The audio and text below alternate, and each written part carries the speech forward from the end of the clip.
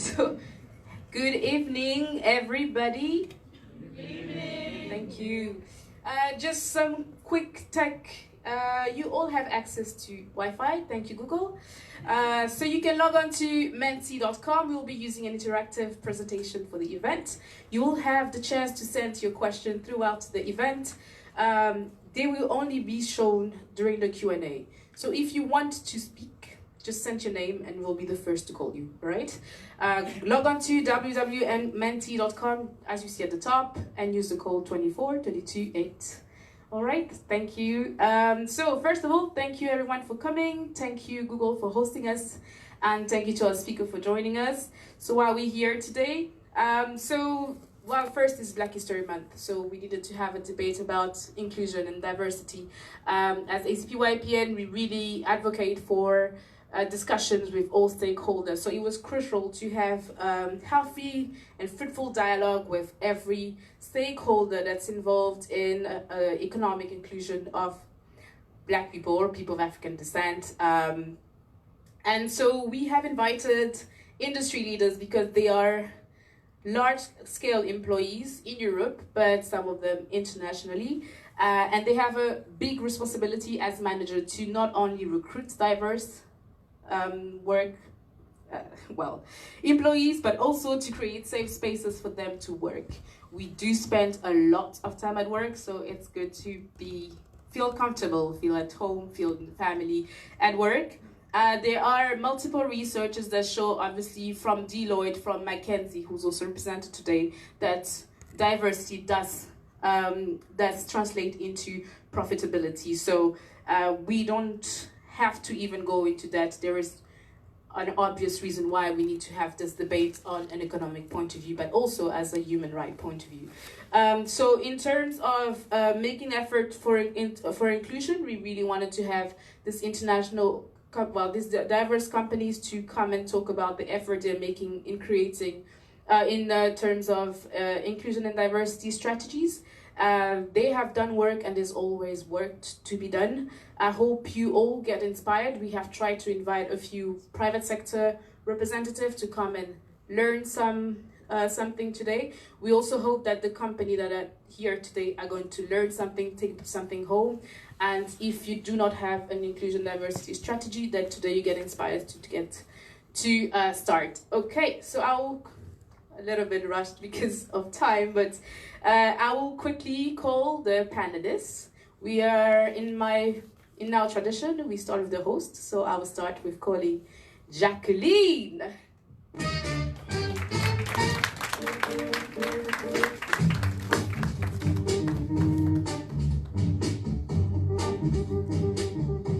Hi everyone. Hi, my name is Jacqueline. I have been with Google almost 11 years, I forget.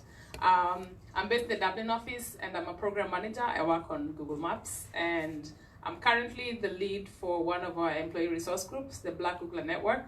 I lead that in Dublin and I also sit on the committee in EMEA. So I'm happy to be here and welcome to Google. Thank you, Jacqueline. Next, we have Michel Croiset, is president of Sodexo.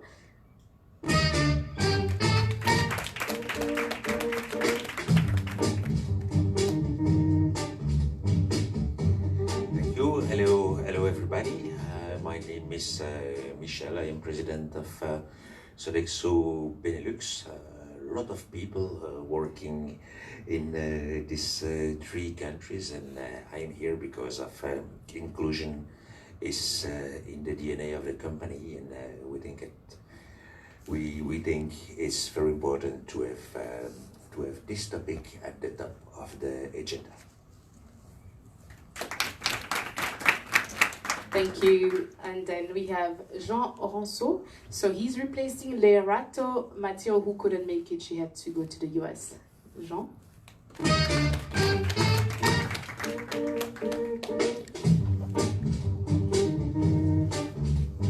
Hello everybody. I'll try to do a good job in replacing Leerato. So my name is Jean Rosson. I'm working for McKinsey. I'm in charge of talent acquisition and retention for Northern Europe. Thank you.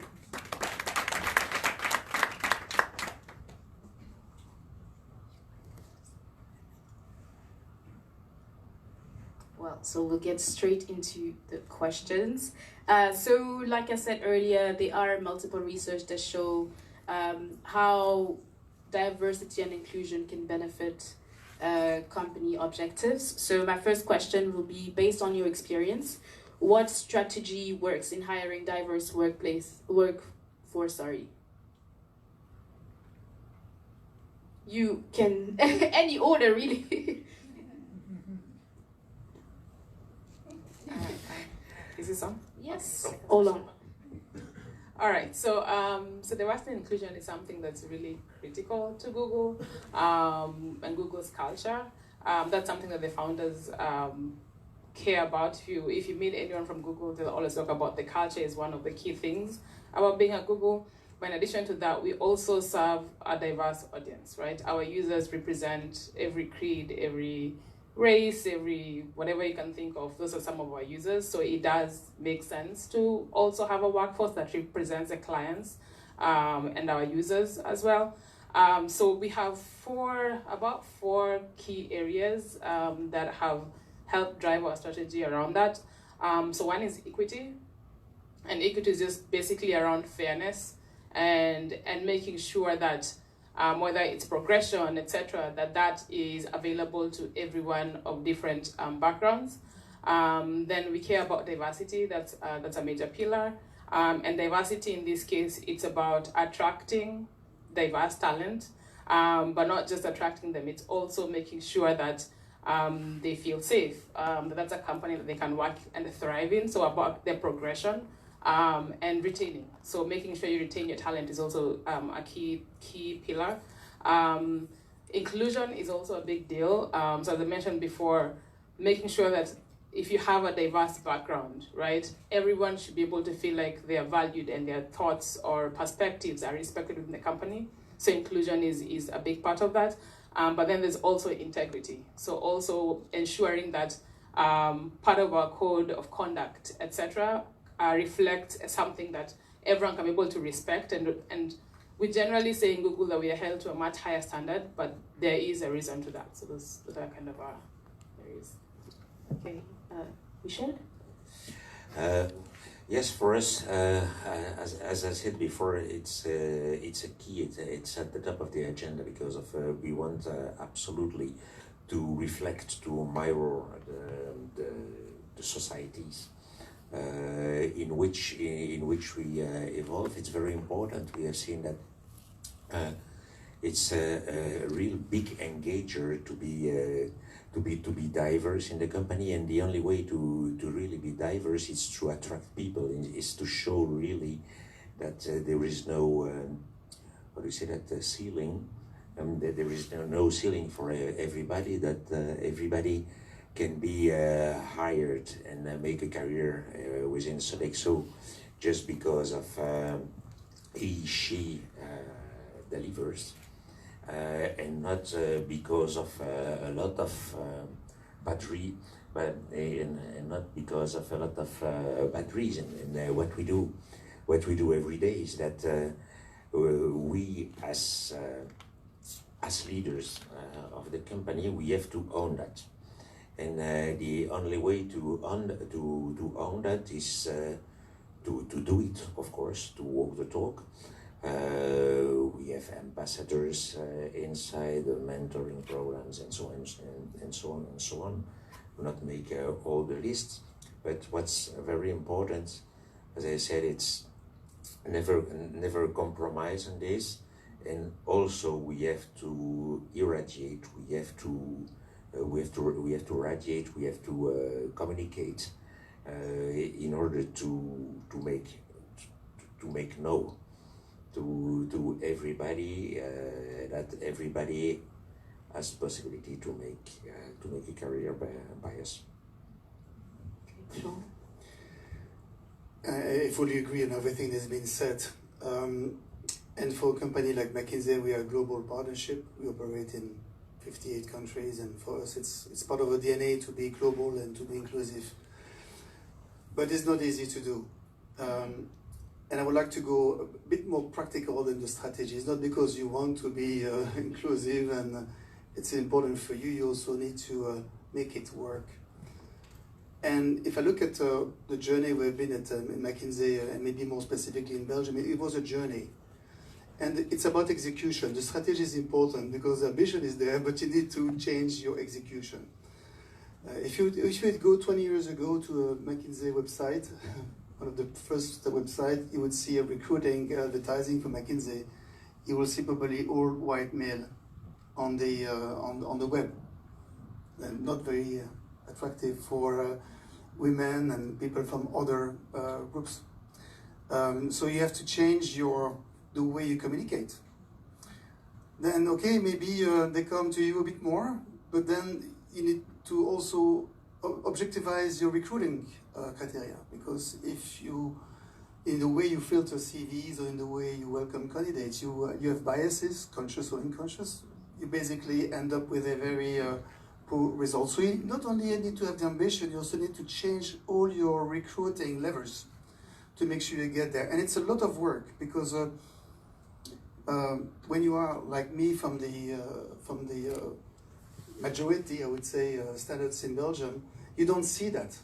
So you need to basically talk to people to say, how come we're not attractive to women, to different groups? How come in the interviews women score less than men, or black people score less than white people? If you don't go into the details and understand where are the problems, you don't fix it. The ambition is not sufficient. You really need to go in all the levels of recruiting, and then you can succeed there. But it's a long journey. It's a long journey. Yeah, it's actually good that you specify the implementation part, or the a bit like the steps to getting to that. Well, my next question really, I guess a little bit Jacqueline opened it up. We spoke a lot about having a workforce that represent the customers that you serve, obviously. So my next question is, how do you ensure that once you have recruited these people, the spaces are safe and supportive for them to work in? And this time really don't hesitate to give examples or like concrete things that you would do in your organization to make it happen. Oh, well, we'll start with Jean. So I would say, first of all, you should have zero tolerance for anything which is not inclusive. So when we have a new hire starting, we basically tell them, look, this is an equal place. Everything else is not accepted. Zero tolerance for that at all level organization. You need to make sure that you have in place the review system, which is totally inclusive, neutral, and unbiased on whatever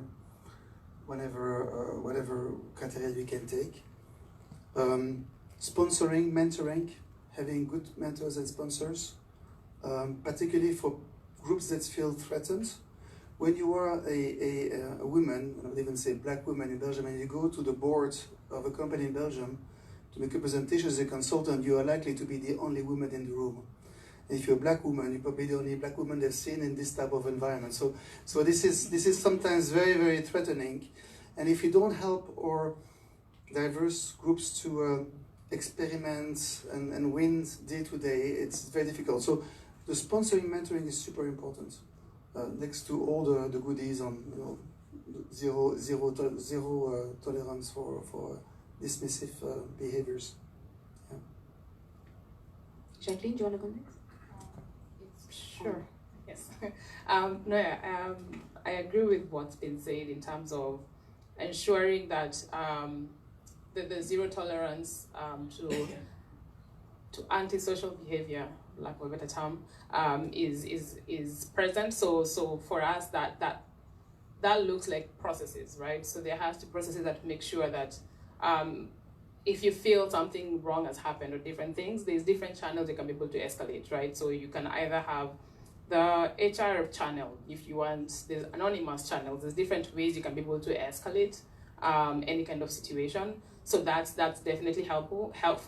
What has also worked is working is holding leaders accountable. So in Google, we have this thing called the Google Guide annually. So basically it's a survey that they encourage everyone to take and to kind of get a pulse of how people are feeling about different things in the company. And feeling safe, psychological safety, and just the culture at work is crucial. And usually that bubbles up to whatever organization you are in, that bubbles up to the leaders, and they are held accountable. If your scores are not good enough, what are you doing about that, right? And then after the survey for the rest of the year, you can kind of see programs or things being run to make sure that they understand what can we change in the workplace to make you feel supported. And then one other thing that we do is the employee resource groups. These are grassroots groups that are representative of different underrepresented groups. And they are usually really good for providing safe spaces for people to relate, whether you're from a similar background or similar experiences. So that has been really helpful. And they've now plugged into being a core piece of helping build Google's culture. So that's been helpful. And I think something you mentioned about unconscious bias, that also falls under a lot of training that happens, right? So, for example, managers have to go through unconscious bias training.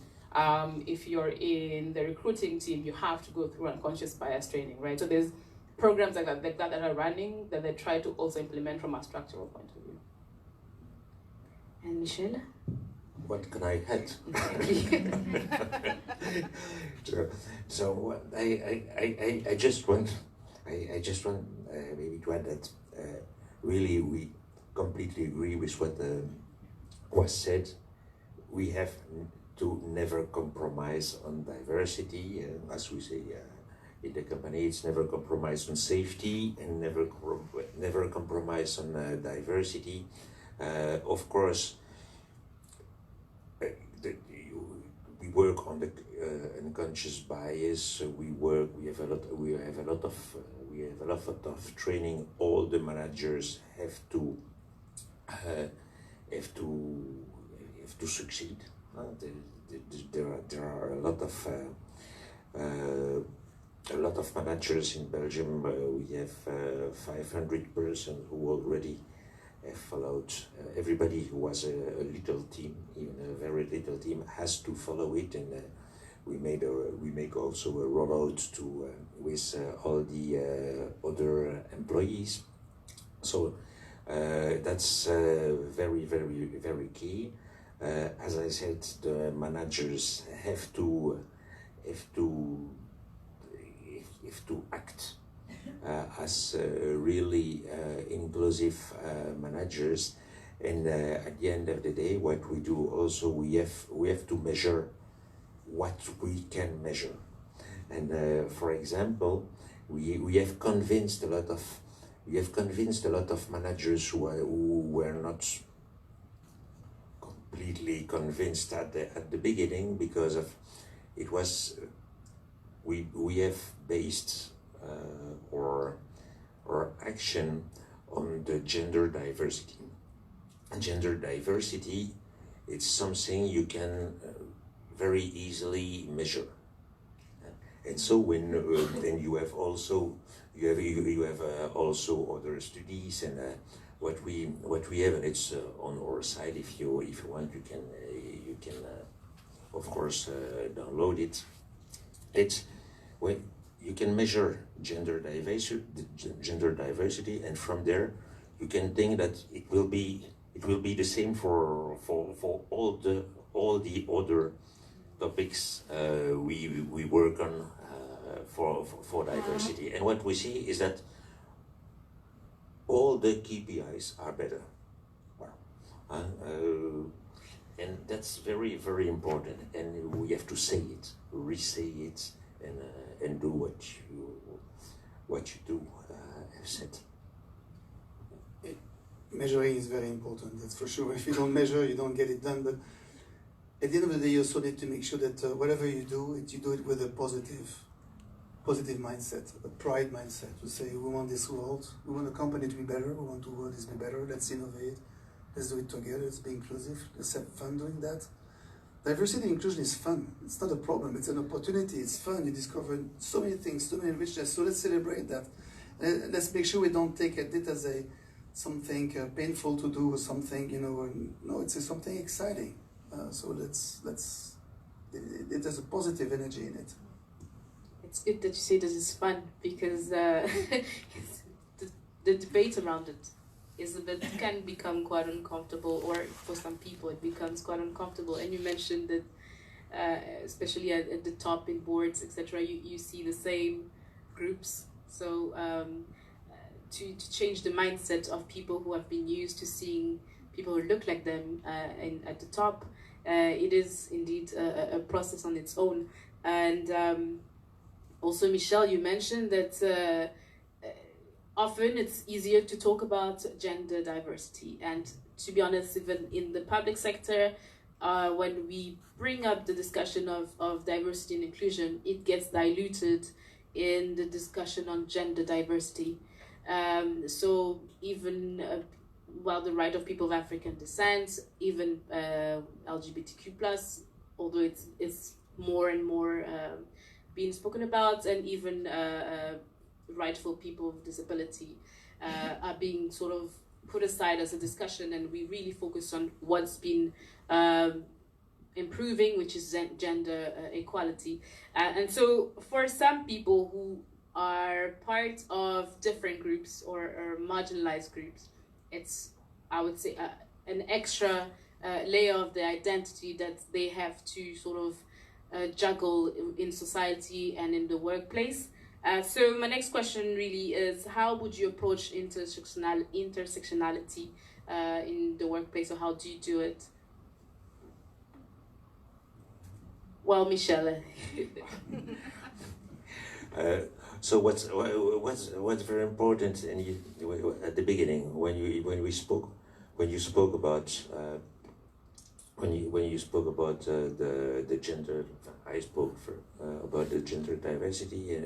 Why? Because in all the diversities, you cannot measure all. You can measure because of because of a lot of things have to be adapted to help them to work with all the team. Gender of course, but you cannot measure origins, culture, religion, LGBT, and so on. You get sexual LGBT. You cannot measure that, and so we work on all those topics. We have networks. We have network with all groups, with young people within Sodexo. It's also young people, people of my age. And we have a lot of we have a lot of diversity. And for example, in one of my the company I run, the Sodexo Luxembourg, they have decided to make one network for all the people who want to be there, and it's a real inclusive network.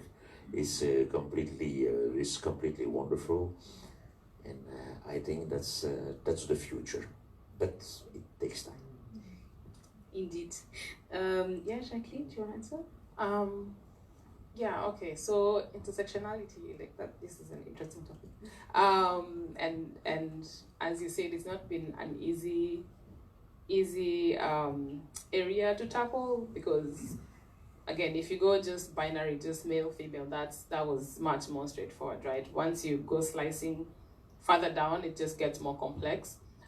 So from Google's perspective, one thing that's really helped us, and in this case, mostly in the US, has been data, right? So US allows for the measurements that you're saying can't happen in most places, has happened in the US. And not only do we measure and collect data, we also have been publishing this information. So transparency, we think, has been really helpful for that. And so in the US, for example, one of the things, just in terms of, apart from just absolute population in terms of numbers, one of the things we're seeing is we're trying to measure who lives the most, right? And you find, for example, Black people live more. The retention for Black people has not been as great, right? Or even looking at the numbers of Black women. right? When you go down that slice, the numbers go lower, the retention goes lower, and so there's all these different things. So looking at that data has kind of helped inform us what strategies to use to try and improve the situation. And based on the fact that we're only able to find out about this through data, we're also trying to see how much more can we measure in other locations that are important or larger sites across the globe. There's always the complexity of certain countries have laws that prevent this. So countries where we're trying, but that's still a work in progress.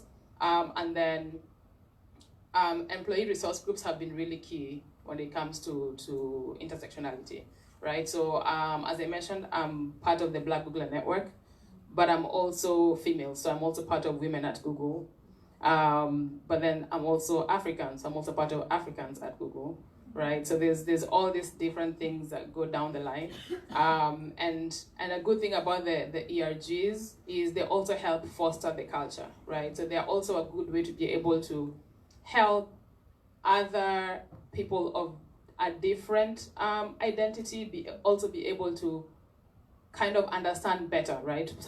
Sometimes the biggest issue is just a lack of information, and the ERGs have been a really good way of trying to communicate that, right? So whether it's celebrating Black History Month, right? So like we've been running different campaigns in the Dublin office, in the London office, around Black History Month, and 2 years down the line, people know October is Black History Month in Europe, and like people are always engaged.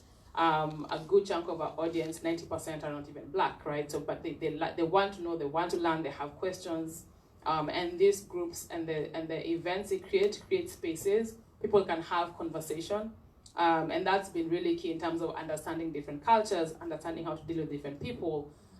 So my experience as a Black female African is very different from my friend who's a white female African, right? So, but that's something that sometimes people outside looking in just have no idea. So the ERGs have just been a really, really, really crucial part of like fostering the conversation around intersectionality, which is also going to help inform kind of the more structural and process changes that will come around intersectionality. Can I be provocative? Honestly, I don't like it. I don't like it because it looks like I'm an engineer, so I can say that it looks like the engineers have decided to make segmentation, multi-dimensional segmentation, and you're going to solve each pieces by pieces. And I think by doing this, we divide the problem instead of solving the problem. And I understand there could be some. Don't get me wrong, but I think for me, I'm much more in your approach to say let's create different networks, and let's make sure that all these networks have a bit organic, because if I can be provocative.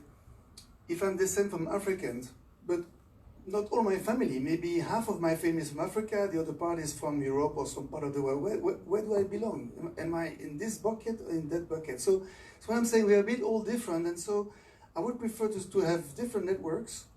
Then people can say, now I'm closer to these two networks, and I will be part of these two networks, and maybe in 5 years in my life, I join other networks.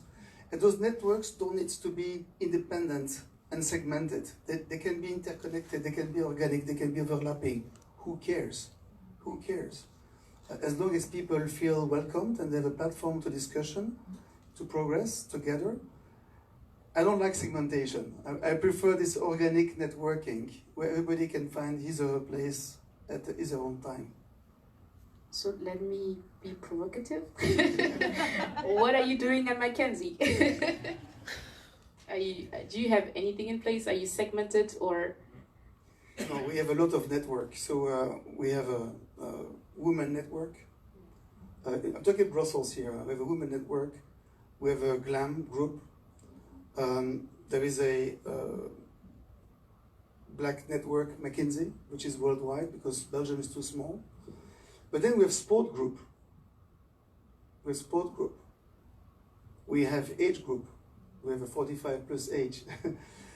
Anybody wants to start something can start something. You have people interested in telecom, some people interested in finance. They can also have their own group.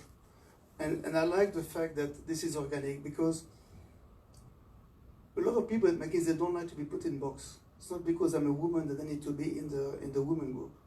I can only go to the telecom group because I like telecom and I don't, at this moment, I don't necessarily need to be in the women group. There's also the parent group. There's so many identity. We probably have all 15 identities or something like this.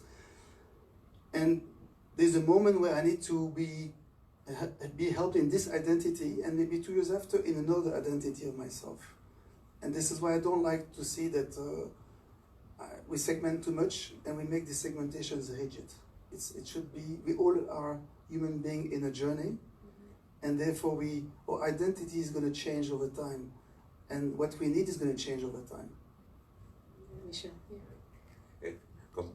I'm completely aligned, and what I will say is that what I would say is that in Belgium at the moment we have launched a lot of networks, and we have launched a lot of network. We have tried to launch a lot of network with sponsors, with mentors, with all what is between brackets needed to make a success. At the moment, the only one which won a real success and which lives, which lives and which does something. It was the young Sodexo. People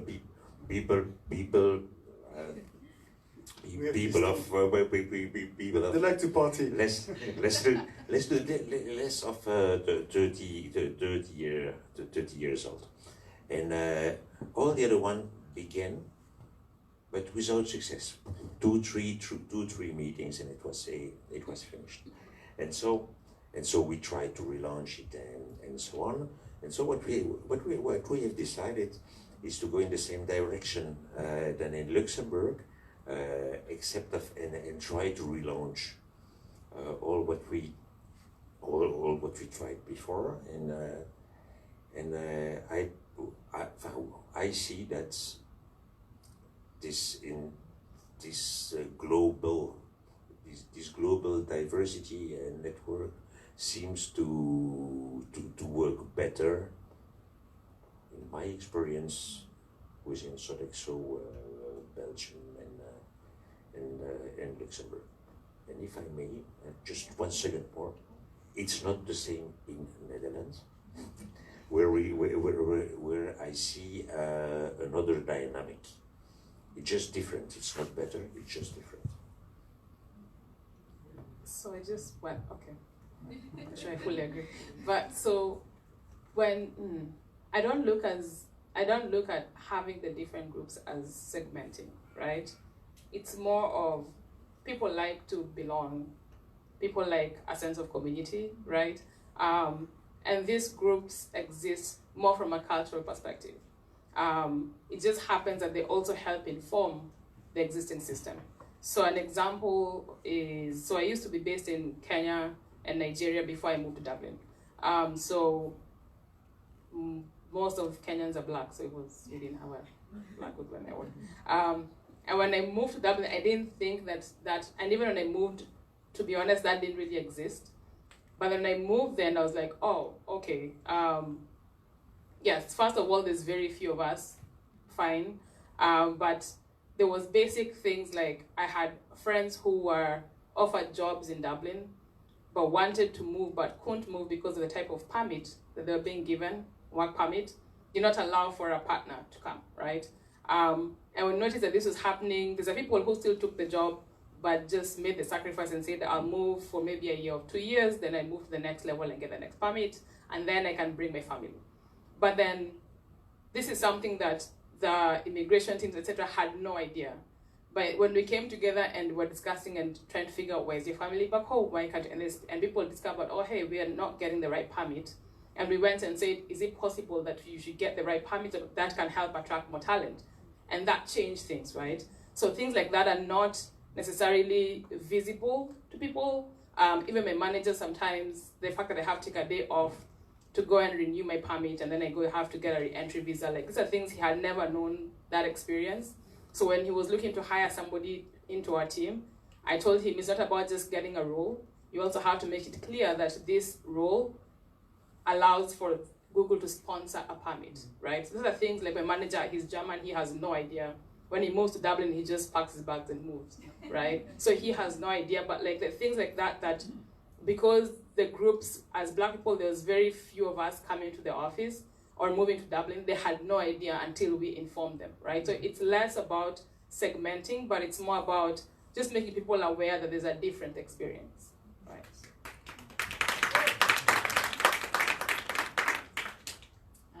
Actually, really great conclusion, I guess. I wanted to say that too. I mean, as I'm also a Black woman, well, a foreign Black woman, so often around my friend who maybe are also Black women but of European passport, it is a different discussion, and sometimes I just want to sit down with people who have the same visa issue as I, and then and even sometimes they are coming from as far as Australia, but we understand each other in terms of being foreigners. We maybe don't understand each other when we talk about race, but that is a point, again, we can relate on. But this is why it's organic. Yes. Because then, you know, maybe one day you become a parent and then you want to talk to parents because you don't know how to do it. And then one day you have a problem with your kid and you want to talk with people that have the same situation with their kids. So this is what I'm saying. We're all in a journey, and our needs are changing. And this is why I think it's good to have the organic network, because then you can really pick it and really, you know, give and take what you need.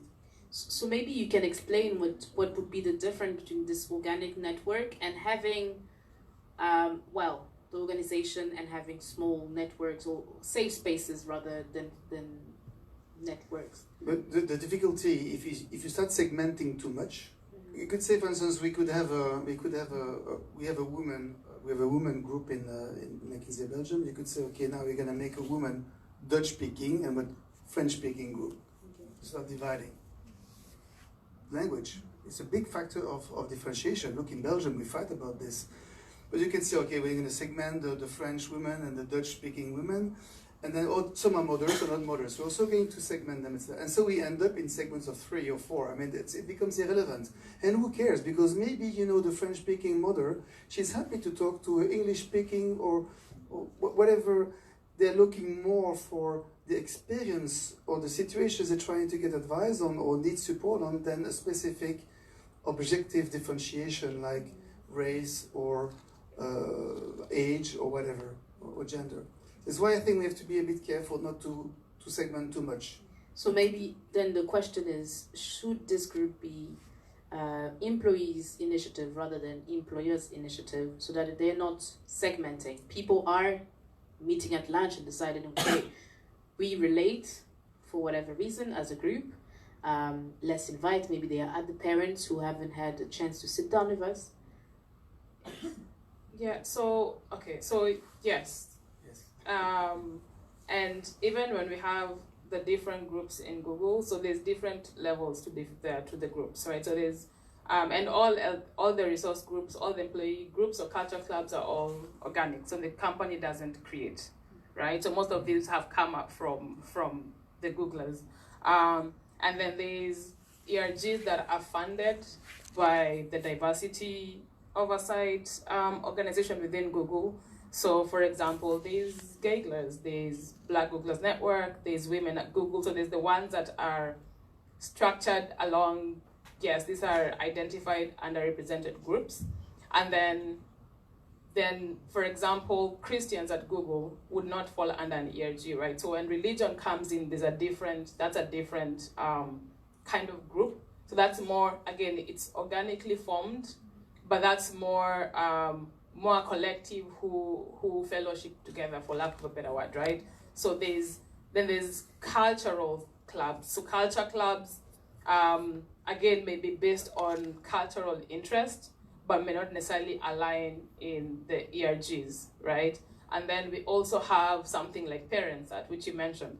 So Parents is a unique one where it's not an employee resource group. You can't call it a culture club either, but it is it's a group that has these issues and helps be able to bring this to the forefront of either the HR team or the people ops team, right? So I agree, yes, there needs to be kind of there needs to be more regulation around it, right? Which helps prevent like too much segmentation.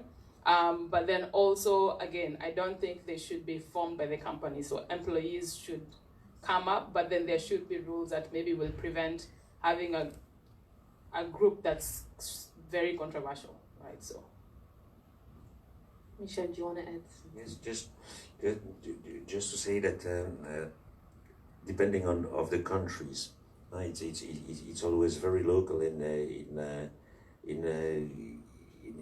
my company, I will say it's very local. A lot of people are not high educated people in the company, dispersed in the country. We give depending of the country and the critical size.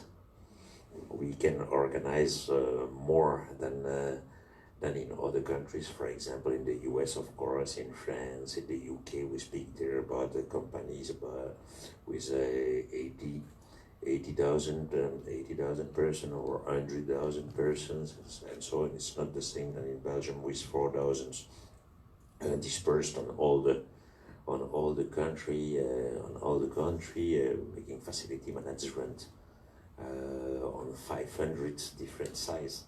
Sorry, so that will say that we have not this critical size, and we launch some initiatives, and we let people within the company, if they come with a project, to make it happen. Jean, you want to add something? Or Jackie? Yeah, so I guess like a question, like a final question, I would say, would be what advice would you give to companies? So today we have companies that already have strategies that want to improve them, or yourself, would you have an advice, something you want to take back to your own company, or really companies that don't even have a strategy or even don't know how to implement it? What advice would you give them in terms of diversity and inclusion? I guess Jacqueline. Okay. So nice. So I think of maybe two or three things that I think would be helpful. So one, data. I think data is very important. As like it's a very empowering tool that helps you drive key decisions versus just feelings, and qualitative data is helpful, but quantitative data is also really helpful to help drive change, and then it also helps you be able to see the progress of the change you're making, right? So I think data is really important. I think two, leadership accountability, right? So I think having leaders sign up, be responsible, and being accountable is also really key in driving change and being able to foster diversity. So I think that's really important. The third one, I think I've forgotten. I said data, leadership, and to come to. Okay, meantime, Michel. And just want to add that it takes time, so be patient. We have to be patient, very patient, and never compromise at the same time, and not forget that we have the leaders have to invest time in this, and invest also for the company money in this, because of otherwise it's just a dream and it will not work. And that's very key in all what we say today.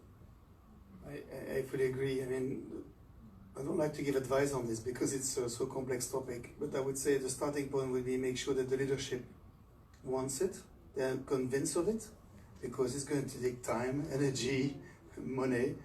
And once the leadership is convinced, then you have to look at all the levers you have and be very systematic and try, and they're very different by countries as well. So what will work in Belgium will not work in Norway or in Finland. So it's the will, and then you need to have the patience and go and try and correct and learn from others. And I don't think there is a magic bullet that will solve it all.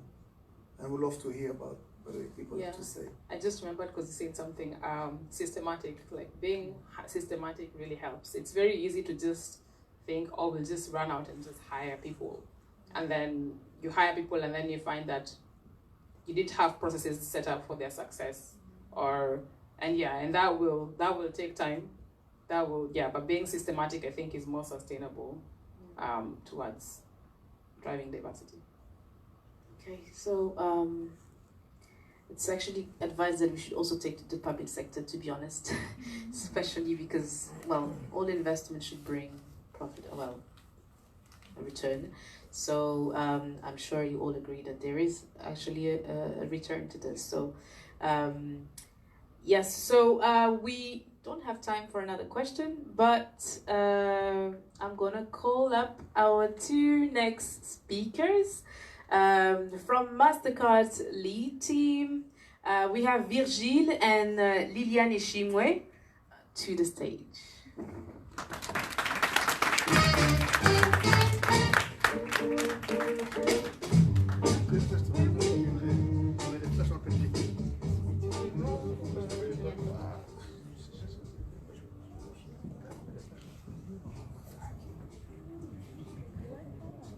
Okay, good afternoon. I will try to move a little because I like to stand. I don't like to be sitting. So can you hear me well? Yeah. Okay, perfect.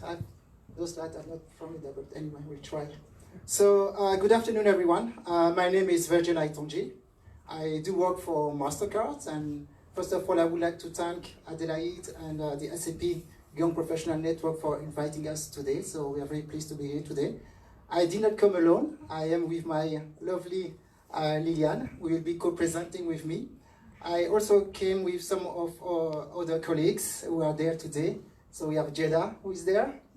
You can stand up so everybody can see you. And we have also Isaac, who is there at the back. Okay? So, and of course, we have Edwina as well, who is there as well with us today. So thank you guys for being there with us. So we have only 10 minutes. So we are going to try to keep it short and straight to the point. So let me start by a very short story. So do you know who this guy is? Because you have been silent until now. I want to hear you. Eddie Murphy. Eddie Murphy. Okay, that's correct. And you know, I was a fan of Eddie Murphy when I was younger, you know. He was my role model because I was looking for a role model, and Eddie Murphy was my role model. But you know, at MasterCard, as employee, we have the opportunity to go to a local sports club, okay? And actually, you get a discount price because MasterCard negotiate this with these companies. So, and I decided with a friend of mine, we decided to go to the local tennis club, okay? So you go there, you register, you get your membership card, you stick in your photo, and then you can go into the club, okay? And we did this, and with my best friend Bernard, we went, and this was my membership card. I do not know if you can see it. Do you see it? Is it better? So maybe you can circulate it. It's too dark. Okay. So actually, is it me on the photo? No. Who is he? So basically, I could go to the club. So it was, Wimbledon in Waterloo. I could get into a club without any issue. Okay, it was fine. Okay, but one day I went to the staff there, and I asked them, okay, do I really look like this guy? And I would be pleased actually if I would look like Eddie Murphy because he was my idol, you know. So they said actually. The guy told me that he was confused, and he said, actually, I used not to look at you. I could see that there was a black guy there. You are black, so it's fine. Okay? So that's fine, and I'm black guy, okay, or brown if you want, but I want to be virgin, you know? And you know, it is like things, you are in a meeting, for example, and you see that the leader of the meeting is not looking at you in the eyes. you know, can be very frustrating. But everybody's there, but the leader of the meeting is not looking at me. And I try to, you know, to have the eye contact, but no, it's not looking at me. So it's very, very frustrating, you know. So when you have to leave this kind of situation, you ask yourself, do I exist? Okay, I'm there, but do the other people, do they consider me as equal to them? It's very, very frustrating, okay? So those were personal stories, but now we are going to speak about MasterCard. So, actually at MasterCard, we do believe, and we are building a culture where the best diverse people want to be. But for that, you have also to make sure that they feel that they belong to the company. That's very, very important. So we are, let's say, taking our employees, our people, into that journey to make sure that they all belong and that they can reach their potential. It's very, very important. So, and it's a question of culture, okay? But as you know, and we had leaders here, a culture starts at the top of the company. Because what employee will do, they will try to look like their boss, okay? So it is very important that from the top of the company, there is a conviction that the culture that we want to have. And at the MasterCard, we're very fortunate, but we have Mr. Ajebanga, who is a leader who is passionate about diversity and inclusion, okay? And he believes that if you want to be successful in your life, there is the IQ that we know, so what do you call that? Intellectual quotient. Exactly, but it's not enough. There is something else that will help you to be good in your life, in your professional life, but also in your personal life. It is what he calls the DQ. Do you know what the DQ is? Exactly, the decency quotient. And this is very, very important. Because for me, the decency, it's more than empathy, okay? It's really caring about others, caring about your colleagues. That's very important. So, and Ajay does believe on that. He also believes that we should, all of us, be surrounded with people with different backgrounds because it enriches us, and also because the society is made like this. So if you want to serve your customer, you have to look like your customer at one time, you know, even within the company. So let's move forward. So diversity, so we don't have much time, so I'm not going to spend too much time on this. So do not forget that diversity, there's the visible part, but there's also the non-visible part. Okay, so as a black person or as a brown person, that I used to call myself brown, I could be closer to a white person than a black person from my thinking point of view. And this is also diversity. And we have also to take that into account. And then inclusion. Inclusion is very important for me. The inclusion is really this skill set that manager leaders will use to, let's say, bring more results. Okay, so that can be used as a tool, you know, for business to foster business results, but also to create that culture where people want to be. Because at the end of the day, what is very important for the companies is to be able to attract the best person. Okay, because at the end of the day, human being, and it is like this for all of us, we are run on energy. So, and energy does not depend on the color of people. That does not depend on the gender. It's something which is inside of us, of all of us. So we should really try to look beyond this and hope to, you know, teach our leaders, our recruitment people to think about this. When you recruit someone, okay, you recruit a person, but what you recruit is energy. And try to create an environment where this energy can express itself at maximum. And then you will get the best result.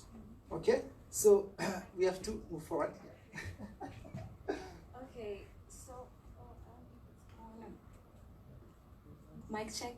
Okay.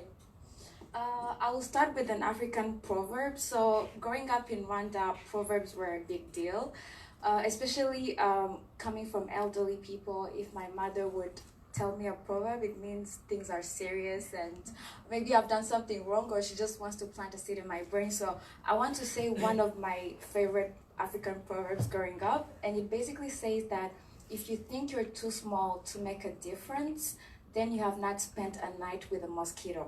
How many of you have spent a night with a mosquito? Yeah, me too, so many times. And you know how it can mess up your entire night. And it's such a small thing, but it really impacts your entire night. And even sometimes you get malaria from it, so it impacts your life. So I wanted to just use this proverb as the foundation for the next topic that we're about to talk about, which is ERGs. Someone mentioned it actually, Jacqueline, yeah. ERGs, which are also called BRGs, so Business Resource Group, as we call them at MasterCard, are organically led groups by employees that gather employees who have the same interests or concerns. And I'm going to mention 3 benefits of them really fast. Why 3? Because according to research, people can only memorize things in chunks of 3. So here we go. So the first one is to promote an inclusive culture whereby people of common interests can come and support each other. You can come from the same demographic, same gender, race, really anything you can think of. You join together because you have a common interest or background and support each other. The second thing is more on the business side, is that it provides a platform where employees can actually contribute to the business strategy, no matter their level in the company. So you don't need to wait until you're a CEO of the company to impact what the business does, because with these groups, they know better the needs of a certain community, and they can advise the company on what can we do as a company to better satisfy the needs of this specific community. And the third one, it is to basically leverage on the strengths of employees by developing them, because everybody wants to grow. So how do we actually give employees a chance to grow through informal mentorship? Because again, in these groups, you're going to meet people on executive levels that maybe you wouldn't have. So it gives you a chance to actually create relationships that will help you in turn to have personal development. So in MasterCard, we have 9 business resource groups, over 8,000 members, and 105 chapters around the world. And to mention just a few, we have Women Leadership Network. I think the name is self-explanatory. We also have Adaptability, which is for disabled people, and there is also LEAD, which is the one I'm going to talk about on the next slide. So basically LEAD, our mission is really leveraging diversity as a business enabler, and we do this first by providing resources that can help to develop as a business, but also creating an environment whereby employees of African descent can be attracted to the company, but also develop and grow in the company. And to speak about the quote that I mentioned, it is, how can we make sure that the environment we create actually fosters those people? Because it's good to want diversity, but are people feeling included in your company? And really, BRGs have been a very strong thing in the company in really making a difference when it comes to inclusion. Now, here I'm going to quickly mention the value that we provide to our members.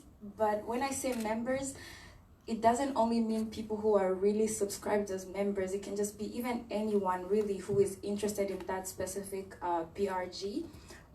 We provide exposure to the people. We provide development, a sense of community, impact on the strategy, and also the business impact, where we organize events to change mindsets and really open eyes of people. Because like Jacqueline said, there is a lack of information for some people. It's not that they don't want to do something or they don't care about something, but they don't have the information. So the BRG helps to organize events that will actually switch mindsets and open eyes of people. So I'll say one event that we organized recently, which was where we invited the CEO of The Great Place to Work.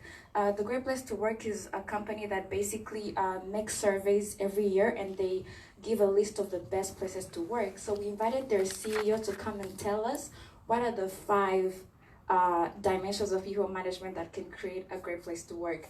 I know it's 5 points, but in my defense, these 3 combine into one, so it's like 3 points. So I hope you can memorize that. But yeah, so it really the event was basically to make sure that people have the tips and the tools to function in a diverse community. because the presentation is close to an end, we left you some thoughts that you're going to have to think about, you know, over dinner or during the week. So I'll let Virgile share this really quick, and yeah, thank you.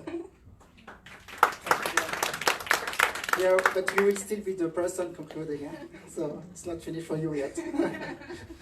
Okay, so what I was going to do here is to just share with you some thoughts. You want to say something? Okay, good. So again, I like to make you work and to make you contribute as well. So I will accelerate. So do you know who this person is? Yes, who is he? Yes, it's Alexander Pushkin. Okay, one of the most famous Russian poets ever. So did you know that his great-grandfather was of African descent? Yeah? Okay, so you know the story? He was kidnapped somewhere in Cameroon or Chad, brought to St. Petersburg, and then offered or presented to Peter the Great, a general-in-chief and one of the best educated men in Russia. So what we wanted to tell you here is that the environment is very important, you know? So by bringing people in the right environment, you will get the best of them. So if you bring people, you hire people in the company, but you don't let them develop, then it's a failure, okay? I will quickly go because time is flying. Yes, I'm cutting. So just some thoughts for you. Just read them very quickly because we are running out of time. Just some thoughts left over for you. Okay, I guess that you know what an Ubuntu person is. So try to be an Ubuntu person in your organization, caring about others. And diversity is the one thing we have all in common, celebrate it every day. I think that we can conclude there because I know that we are out of time. Okay, so thank you.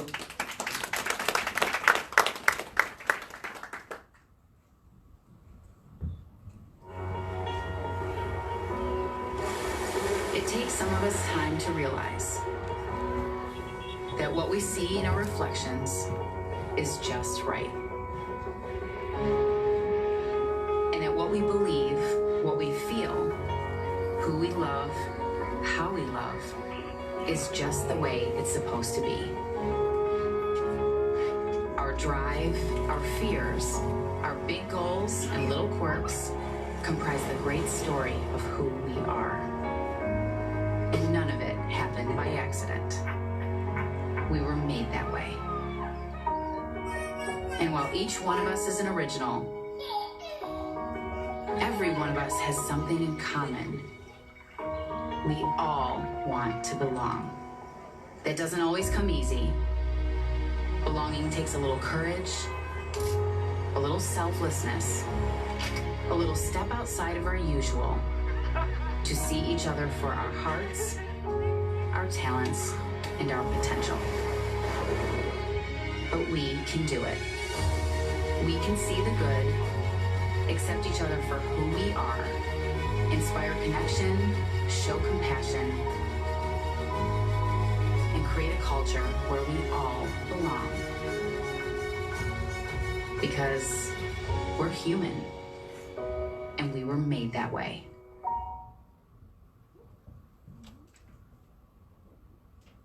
Merci beaucoup. Thank you very much to Virgile and Liliane for the presentation. We're now going to move on to question time. Sarah Gain is joining me.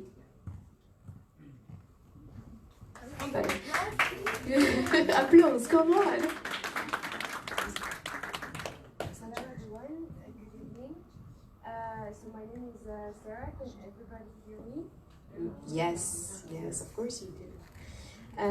So my name is Sarah. I'm working with Adelaide, and we're going to get to the point where you contribute to this evening in this discussion.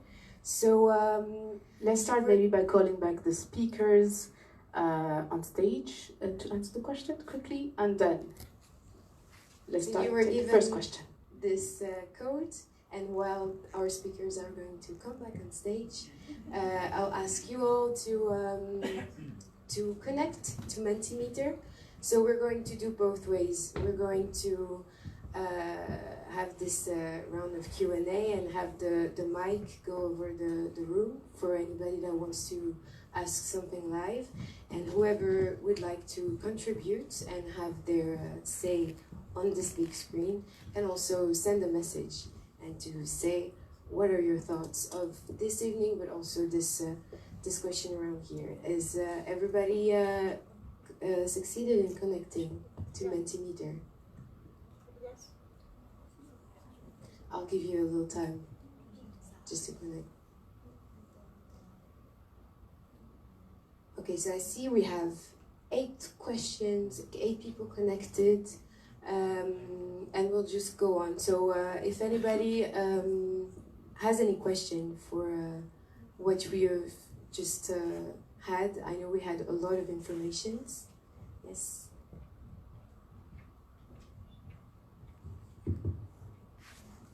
Hi, hello. My name is Celine. I'm from the African Diaspora Youth Forum in Europe, and I wanted to ask you a question. So first, I wanted to make sure everybody know what intersectionality means, because it seems like you didn't really know. It's not about dividing things. It's about recognizing the fact that, yes, I am Black, yes, I'm a woman, yes, I'm young. It's about the fact that people recognize that, and that there is, because I am all those three, I am likely to be more discriminated than just one person who's just one thing. So I just wanted to make that clear. And my question is, you talk about information. It seems like you have great program inside your company when you're already in the company. So my question is, how do you attract, what do you do to make sure that you have diversity? How do you go into to young people from different backgrounds to make sure they know they can apply there? So it's also about them, you know, getting that access. Thank you. Okay, let's just keep the questions and answer really short, please. Would you want to answer that question? Oh, whoever feels, I mean, it's all three, you all have companies, so. But I think it's very important, and that's what we do, and of course it's not perfect. It's that we are present everywhere where we can to make it known that we want to be diverse. We want to attract people from all the society, as we said before, and the only way is to be there. And one of my what I was really proud for 2-3 months ago, I was in a panel for the integration of migrants here in Belgium, and there was someone from Actiris, it's the local employment agency, who said, you know, Mr. Croiset, what I know is that I hear, for example, they said, I hear in the street in Molenbeek that you are an inclusive, an inclusive company for all the people, and people speak about that, in their life, and we have to make it known if we want to be a real diverse company. And for me, you do all of that, and then you measure. So you look at who is applying to your company, and if you see that 80% of the applications are men and 20% women, you know that there is a problem, because you should at least have 50-50. If you see that people applying, it's sometimes more difficult, because in Belgium you cannot measure, by the way, you cannot measure application. Gender, it's quite easy to find, but race you cannot. But if you can see that in your applications you're very well represented in the GLAM community or in the different type of communities, then you can say why, and then you need to meet the people, you need to meet the communities and say how come you are not applying to us, because we're looking for top talent. There are top talents everywhere. Why your community is not applying to McKinsey? And then we need to understand why. And sometimes it forces us to reinvent ourselves in the way we present ourselves, in the way we communicate, in the way we behave, in the small things sometimes, very small things, very small things. So the way the website is designed, is the way the invitation is designed, the way the event is designed. If you put the event in a place where only people with a car can go, I mean, you have to go to the root cause, and then you problem solve and you fix it. So measuring for me is very important. It gives the objective touch in everything you do. Yeah, fully agree with what's been said. I guess we also try to go into the communities, into schools, or schools, for example, who have more underrepresented backgrounds. If we find that they're not applying or things like that, we've actually had to go into the different communities. But then also there's also a different problem, I guess, in the tech sector, where we've seen there's not that many people who are going into STEAM, right? People especially of underrepresented backgrounds, not many of them are going into science and technology subjects, right? So it's also been key to also build that pool, not just for Google, but just that the future needs people with these kind of skills, right? So it's also important to help build that, because if you recruit all of them, it's same thing like if you're mining gold. If you just take everything, then there's nothing, right? So there's also programs that help ensure that we are also growing the talent pool at large, which might help us in the future recruit from it, but also we think is important in the general economy. So through scholarships or different programs like that. So we also want to make sure that that part is also looked after. So not just hiring for ourselves, but making sure that we have the right talent out there in the world that's going to help build the future that we want. Thank you. There is also one question on this board that I'm going to read to you, of course, because you cannot see it. That's the first question, and it's one of many that want a lot more of detail about what you all have said about the diversity that you're encouraging in your companies. And this one is, how do you ensure that employee of color has access to the same career advancement opportunities as his white peers? And there's another one, and kind of the same envy and the same ambition to have more details is, don't you think that it would be easier for your different companies in Belgium as a laboratory to implement diversity initiatives than in bigger countries? So first, how concretely do you ensure this equality? Because it's good to have a diverse workforce, but then how do you make sure that every day they do have the same opportunities? And also, how do you here in Belgium, for you and McKinsey and Sodexo, I guess, ensure that it is done in the right way? Because we were talking about the size of the countries. And how do you define also, for more details, how do you define a safe and supportive workplace? Who has the last say? Employee or a B, or employee A or B? Okay, just read that one. So I guess we'll start with this one. How do you ensure that employee of color has access to the same career advancement? And how do you define this safe, supportive workplace that it participates to? Okay, so I think this is where having processes and having a structure comes into play.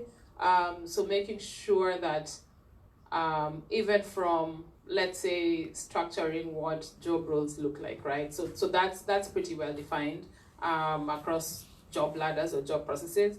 But then it's more about, so we have, and all companies have performance cycles, right?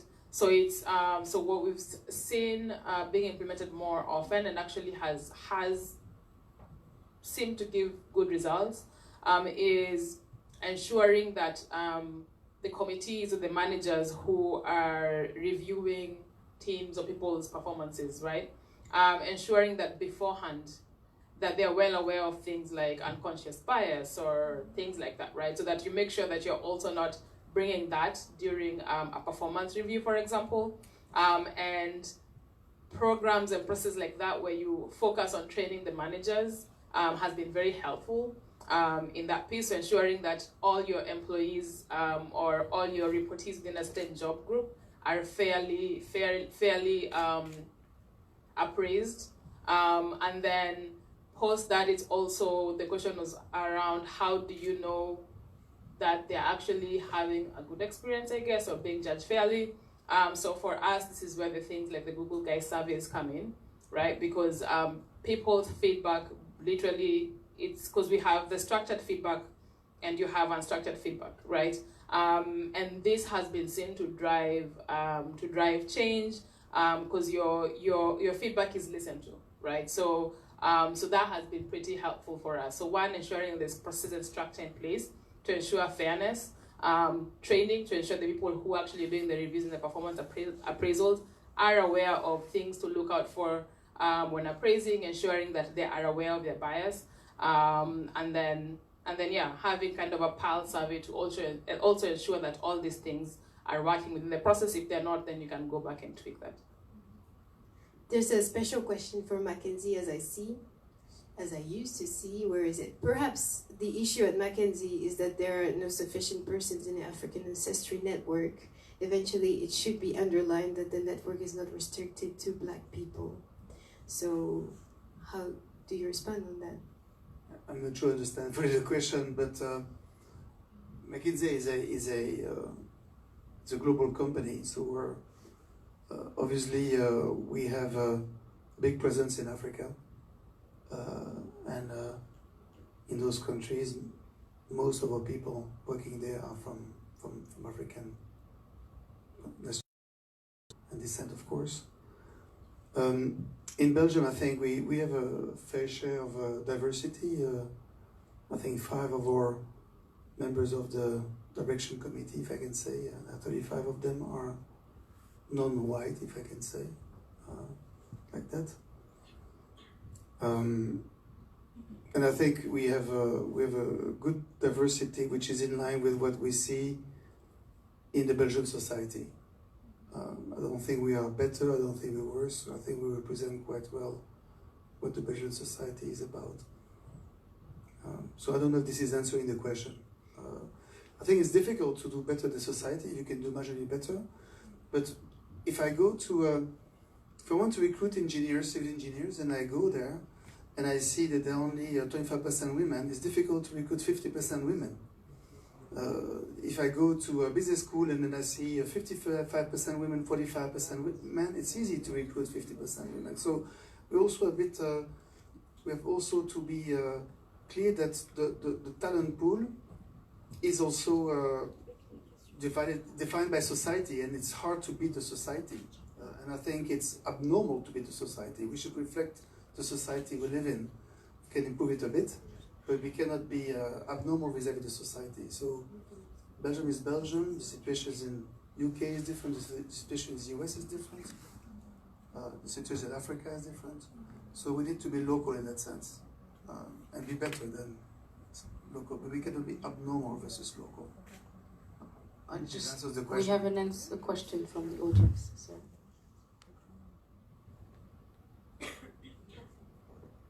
If I Yes, sure.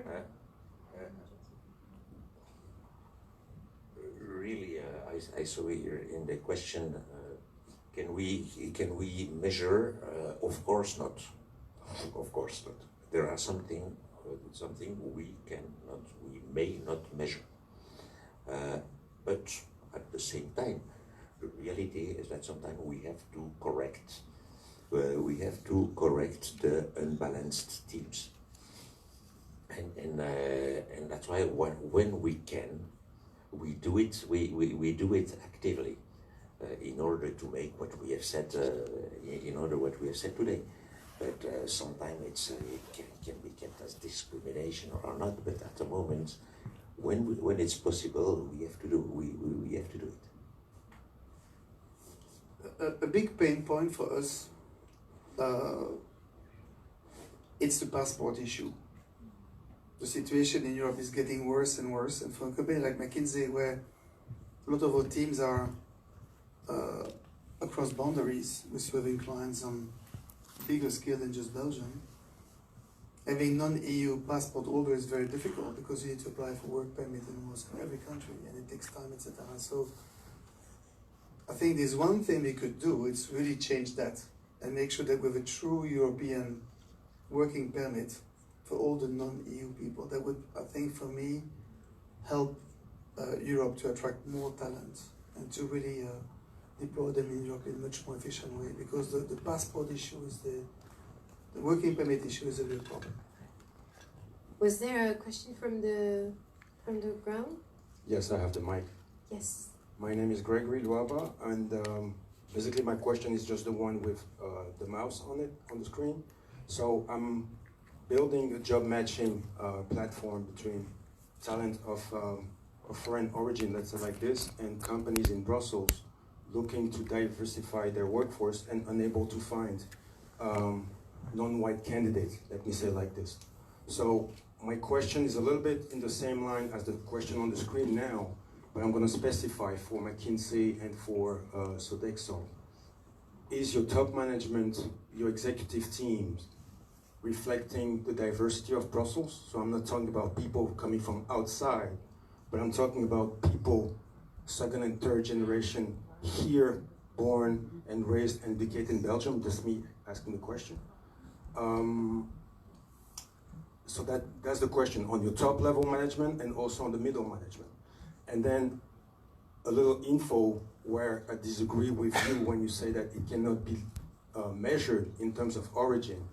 It can be measured and there's a legal framework. So if you don't know how to do it, maybe we can talk together if you want to explore. Thank you. Does the networking do that? Thank you for that intervention. I'll let you respond. For me to be clear, in the top management, it's not yet perfect at all. And for Sodexo Belgium, and for the middle management, I think it's perfect. Quite perfect. Number? I will not say number. I think for me, as I mentioned, in terms of diversity of nationalities, I think we're quite good. We are less on gender diversity, particularly in Brussels. I think if you look at other countries, we are better. So this is something we work on it. I think we have a good pipeline of future leaders, but it takes time. You know, you don't grow an executive member in 2 years. It takes 10, 15 years sometimes. So we're working on it very, very hard. I think we are, if you look at the progress we have made over the past 5, 10 years, this is very encouraging. But for us, the issue is more gender diversity than actually nationality or racist diversity, where I think I would say we outperform the local market. There's one other question. There's a few questions down that I can't see yet. But there's this one question that's interesting. All of them are interesting. But there's, what advice would you give to a young professional in order to embrace and take advantage of diversity within the company? So, entrepreneurship in terms of diversity. How do you make sure in your own company that it's more diverse? And I think this highlight that has to be done in young professionals, because oftentimes they like credit, and so we're a little bit on this intersectionality position again. Sorry, the question is how do you... What advice do you give to a young professional to ensure and to outline diversity and to make sure that there is diversity within the company? When they are in the company, what can they do to embrace diversity?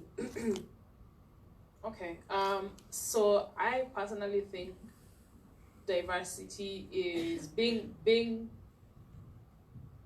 diverse, for whatever that would mean, I think is definitely a plus, right?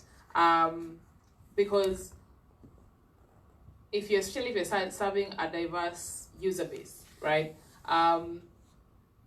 Different perspectives, different opinions, because what you don't want is to have a company where there's groupthink, right? So you all think the same, and right, and you have this echo chamber that can be very dangerous, right? We've seen the impact of that in various recent controversial launches. If you're on Black Twitter, you know what I'm talking about.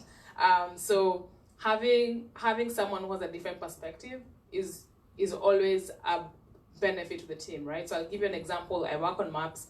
My team, we have people from, like, even if I look at the immediate team, we are from 5 different countries and from different continents. We have someone from South America. There's 2 of us who are Africans. There's 2 people who are European. We have folks who are from Australia. We have Asian people of an Indian background. And when you work on a product like maps, so sometimes we debate on policies, right? So a quick example, which I know affects my hometown, is we're talking about policies, and we were saying when a user adds an address on a business listing, for example, it must have the building number, the street number, and certain structures, right? And this is something we're going to roll out as a policy, such that when you're adding something on maps, when you're putting in the address, those things have to be there. Now, I come from a country where there's no physical addressing, right? So specifically where my parents' home is, there's no street name. So the most you can get to is maybe the main road, and my parents' house is like 4 streets down. So like, for example, if there's a business next there, they can't be added to maps because we still use PO Box, right?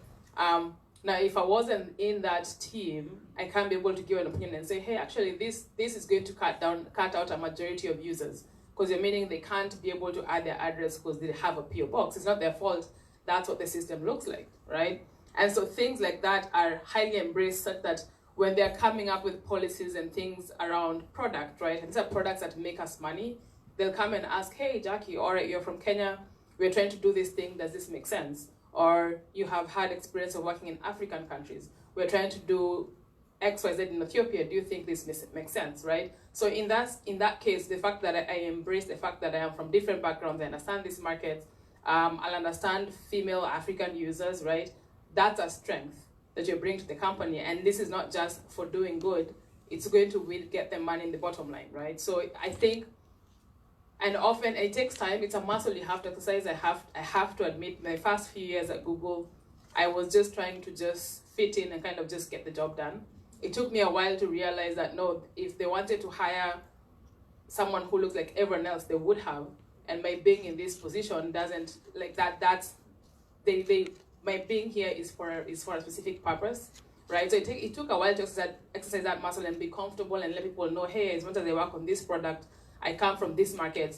If you have any projects, let me know. If you need any opinions, let me know. And with time, I built a network, and people use my diverseness as a strength. So I'd say embrace that, because that's very necessary in the world we are going into.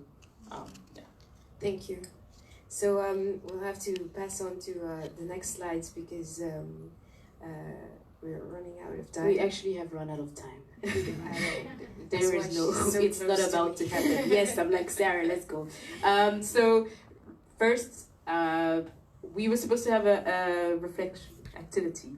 We're going to invite you to stay connected to menti.com and to answer it in the next room. It's all interactive. We'll set all the results. Please send out a lot of advice. They're here for it. They want to hear your advice. And just to conclude, Sarah, you want to say one last thing? There's like one question about where are you in your diversity and inclusion policy, and it's really important that you can answer to that one, because this data, we're gonna have to use it, because we're all about measuring and data. So, well, thank you. Yes. Yeah, you get Sarah. It's not your time to clap. Just quickly, just wanted to say a big thank you to everybody for staying so focused throughout the whole event. I'm sorry, I'm going quick. And really big round of applause for our panelists for being challenged and accepting the challenge. I really want to say thank you. Looking forward for the drinks and the discussions on exactly. You can attack. I want to say a big thank you to Google first for hosting us.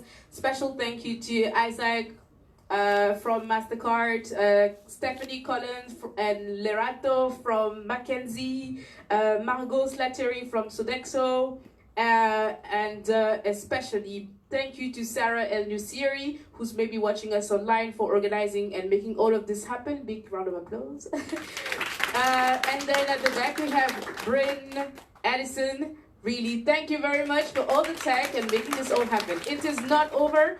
Please go back to the other room where you came from, grab a drink, and then Justine is waiting for you for a little surprise.